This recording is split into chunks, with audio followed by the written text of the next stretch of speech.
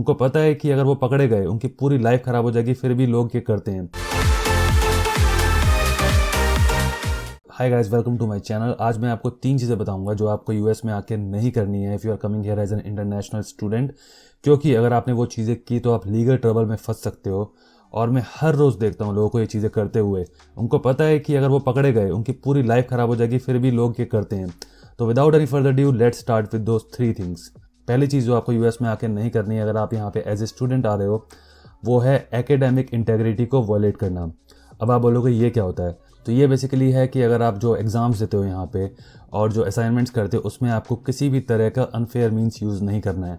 मतलब आप एग्ज़ाम में चीटिंग नहीं कर सकते। अगर आप अपना असाइनमेंट कर रहे हो तो वो आप कॉपी नहीं कर सकते हो। और अगर आपने ये चीज़ें की और आप पकड़े गए तो एक कमेटी बनेगी और वो डिसाइड करेगी कि आपके अगेंस्ट क्या एक्शन लेना है। वो कुछ भी हो सकता है। कुछ केसेस में मैंने देखा है कि स्टूडेंट को उस कोर्स में फेल कर देते हैं जिसमें वो पकड़ा गया।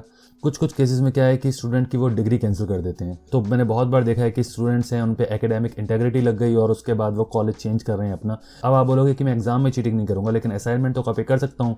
प्रोफेसर को कैसे पता चलेगा कि मैंने कॉपी किया है? तो यहाँ पर मोस्ट ऑफ द यूनिवर्सिटीज़ जो है वो सॉफ्टवेयर यूज़ करती हैं। तो वो सॉफ्टवेयर जब भी आप असाइनमेंट अपना अपलोड करोगे वो बताएगा कि आपका कितना % असाइनमेंट कॉपीड है। क्योंकि पूरी क्लास सेम क्वेश्चंस पे काम कर रही है तो सबका कुछ ना कुछ सिमिलर होगा असाइनमेंट। अगर 5% है, 10% है तो हो सकता है प्रोफेसर बोल दे कि इतना तो चलता है। लेकिन अगर किसी का असाइनमेंट कॉपीड है 80% तो प्रोफेसर बोलेगा कि इसने पक्का कॉपी किया है। फिर उनके लिए बहुत ईजी है पता लगाना कि आपने किससे कॉपी किया है। और इसमें दोनों फंसोगे, जिसने असाइनमेंट कॉपी किया है वो भी और जिसका असाइनमेंट कॉपी किया गया है वो भी। मेरी रिकमेंडेशन रहेगी अगर आप यूएस आ रहे हो कि ये सब चीज़ें ना करो। दूसरी चीज़ जो आपको यहाँ पर नहीं करनी है वो है ऑफ कैंपस जॉब्स। तो जब भी आप as an international student US में आते हो तो आप लीगली 20 घंटे ऑन कैंपस जॉब्स कर सकते हो। अब वो जॉब्स क्या होती हैं? आप लाइब्रेरी में काम कर सकते हो, आपके कॉलेज में कोई अगर रेस्टोरेंट है आप वहाँ पे काम कर सकते हो, आप अपने जिम में काम कर सकते हो। आप क्या नहीं कर सकते वो है आप उबर ड्राइव नहीं कर सकते, आप वॉलमार्ट में काम नहीं कर सकते, आप बाहर किसी इंडियन रेस्टोरेंट में काम नहीं कर सकते।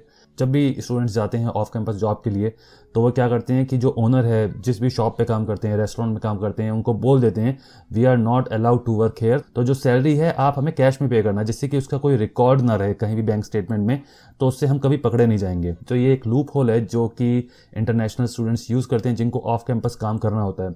बट वो ये भूल जाते हैं कि अगर कभी रेड पड़ी और पुलिस ने उनको पकड़ लिया तो गाइस उसके बहुत ज़्यादा सीरियस कॉन्सिक्वेंसेस होंगे। आपको डिपोर्ट कर सकते हैं, आपका वीसा रिवोक हो सकता है, आपकी पूरी लाइफ ख़राब हो जाएगी।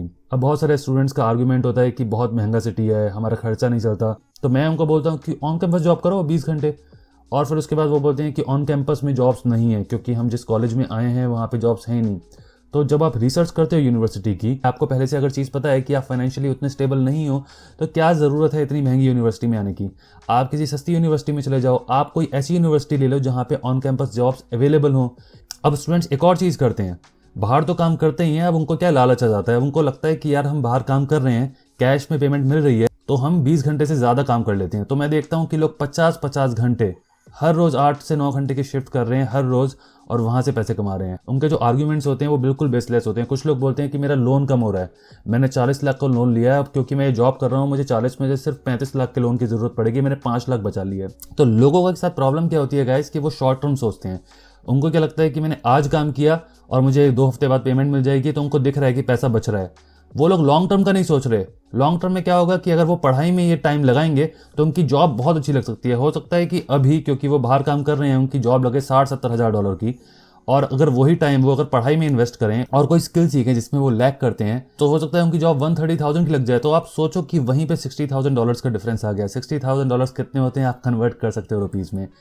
तो प्लीज़ लॉन्ग टर्म का सोचो, शॉर्ट टर्म का मत सोचो। और ये भी सोचो कि आप हर रोज़ रिस्क ले रहे हो। जिस दिन पकड़े गए, और मुझे सही में एग्जैक्टली पता भी नहीं है कि आपके साथ क्या होगा, बट डेफिनेटली बहुत बुरा होगा। प्लीज़ गाइज मेरी रिक्वेस्ट है आपसे कि अगर आप यहाँ पे आ रहे हो तो ऑफ कैंपस में वो इलीगल जॉब्स ना करें। तीसरी चीज़ जो आपको यहाँ बिल्कुल नहीं करनी है वो है DUI।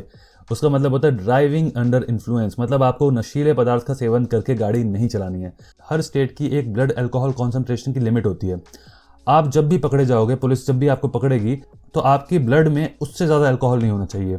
और अगर उससे ज़्यादा अल्कोहल है आपकी बॉडी में तो उसके बाद आप पे लगेगा DUI। और गाइज यहाँ DUI कोई छोटा मोटा क्राइम नहीं है कि आपको $1000 की पर्ची दी और घर भेज दिया। काफ़ी बड़ा क्राइम माना जाता है। आपका वीसा रिवोक हो सकता है, आपको अरेस्ट किया जा सकता है, आपको कोर्ट तक में पेश होना पड़ सकता है। बहुत सीरियस चीज़ है, लोग ध्यान नहीं देते। अब बहुत सारे लोगों को मैं देखता हूँ जो कि खुलेआम चलाते हैं, ड्राइव करते हैं और वो बोलते हैं कि यार यहाँ पे पुलिस नहीं है।